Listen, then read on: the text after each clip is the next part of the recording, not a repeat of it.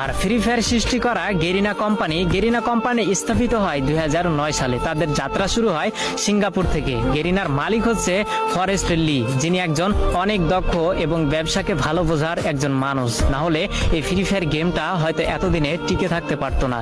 তো 2009 সাল থেকে গেরিনার যাত্রা শুরু হলেও তারা কোনোভাবে কোনো গেমে সাকসেস পেল না, সবকিছুতেই তারা ফেল হয়ে গেল। একের পর এক ভিডিও গেম রিলিজ করেও মানুষের মন জয় করতে পারছিল না। তো 2014, 15, 16 সালে গেরিনা বেশ কয়েকটি গেম মানুষের সামনে উপস্থাপন করে, কিন্তু এত পরিমাণ ভালোবাসা এবং এত পরিমাণ জনপ্রিয়তা পায়নি গেরিনা কোম্পানি ওই অন্য গেমগুলোতে। কিন্তু সবকিছুতেই একটা টার্নিং পয়েন্ট থাকে, যেটা 2017 সালে গেরিনা কোম্পানিকে তাদের মোড় ঘুরিয়ে দিয়েছিল। যেহেতু 2017 সালে শুধু পাবজি গেমটাই ব্যাটল রয়্যাল গেম ছিল এবং মানুষের মাঝে উৎপত্তি হয়েছিল একটা বিশেষ গেম হিসেবে, সেহেতু গেরিনা কোম্পানির মালিক ফরেস্ট লি ভাবলো কেন না মোবাইলের জন্য একটা ভালো গেম উপস্থাপন করা যাক বা মানুষের সামনে ছড়িয়ে ফেলা যাক, যার হাত ধরে কয়েকজন টিম নিয়ে এই গেমটাকে তৈরি করার কাজ শুরু করা হলো।